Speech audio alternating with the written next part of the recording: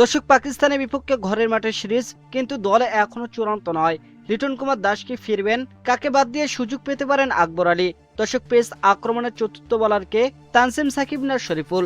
সীমান্ত উত্তেজনার কারণে সিরিজ নিয়েও রয়েছে অনিশ্চয়তা। দর্শক, নির্বাচকদের সামনে কঠিন সমীকরণ, ফরম বনাম অভিজ্ঞতা।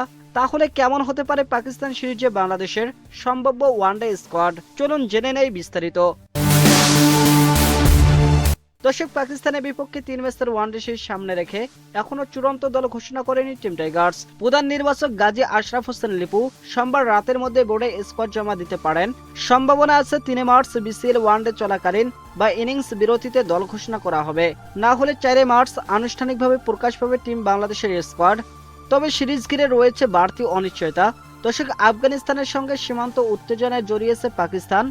আঞ্চলিক এই পরিস্থিতির কারণে তাদের বাংলাদেশ সফর নিয়ে কিছুটা সংকট তৈরি হয়েছে। তবুও পরিস্থিতি থেমে নেই।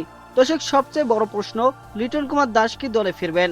গত বছর ওয়েস্ট ইন্ডিজের বিপক্ষে শেরেবাংলায় অনুষ্ঠিত সিরিজে খারাপ পারফরমেন্সের কারণে জায়গা পাননি তিনি। শেষ 8 ইনিংসে তার সংগ্রহ ছিল মাত্র 13 রান।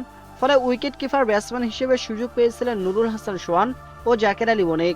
দর্শক, প্রশ্ন হলে লিটন কুমার দাস কি এখন ছন্দে ফিরেছেন? বিসিএল ওয়ানডেতে তার পারফরমেন্স খুব আশাজনক নয়। 3 ম্যাচে করেছেন মাত্র 65 রান, অর্থাৎ 50 ওভারের ফরম্যাটে এখনো পুরোপুরি ধারাবাহিক নন। তবে ব্যাটিং কৌশল, শট খেলার দক্ষতা ও অভিজ্ঞতায় তিনি এগিয়ে।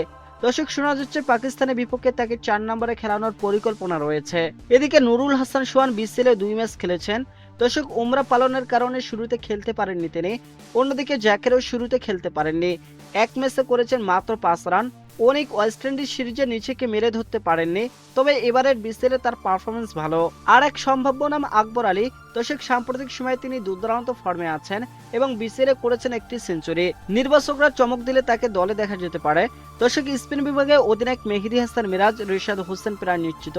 তৃতীয় স্পিনার হিসেবে তানভীর ইসলাম নাকি বাহাতি রাকিবুল ইসলাম সুযোগ পাবেন, সেটিও এখনো খোলা রয়েছে। পেস আক্রমণে তাসকিন আহমেদ, মোস্তাফিজুর রহমান, হাসান মাহমুদ প্রায় নিশ্চিত। চতুর্থ পেসার হিসেবে তানজিম সাকিব নাকি বাহাতি শরীফুল ইসলাম থাকবেন, তা নিয়েও চলছে আলোচনা।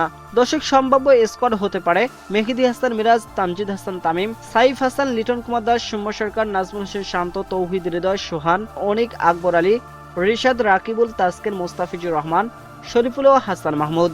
সব মিলিয়ে নির্বাচকদের সামনে কঠিন সমীকরণ, ফরম, অভিজ্ঞতা ও ভবিষ্যৎ পরিকল্পনার ভারসাম্য। পাকিস্তান সিরিজে কেমন দল নামাবে বাংলাদেশ, তার উত্তর মিলবে খুব শীঘ্রই।